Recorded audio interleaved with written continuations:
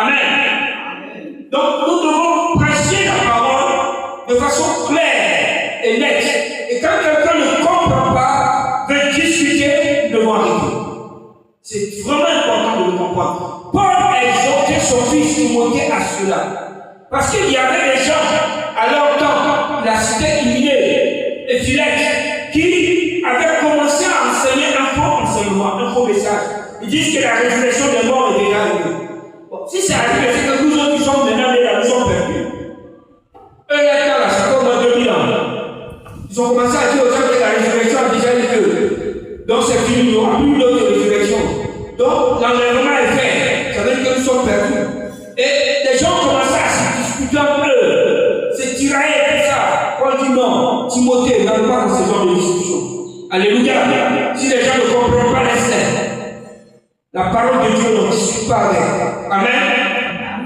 Ce matin, c'était juste d'exhorter à comprendre l'importance de considérer Dieu comme celui qui convainc les cœurs. Et si Dieu ne convainc pas quelqu'un à qui tu parles, n'insiste pas.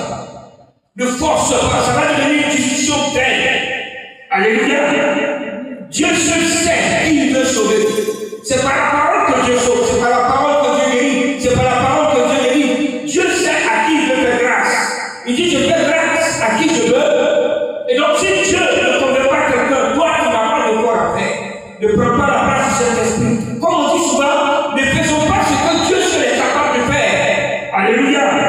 Amen. Que le Seigneur soit béni. Donc prions pour la parole, pour la méditation de ce matin, puis demande à Dieu de pouvoir t'emmener à comprendre cela et agir ainsi. Parce que la parole de Dieu vient nous instruire.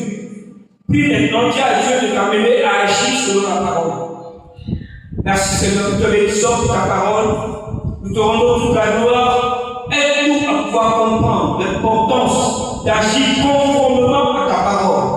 Afin que nous ne puissions pas faire de ta parole un sujet de discussion, mais que ça soit un moyen d'instruire, d'enseigner, de convaincre les personnes avec lesquelles nous échangeons ta parole. Nous te bénissons parce que tu le fais. Au nom de Jésus-Christ. Amen.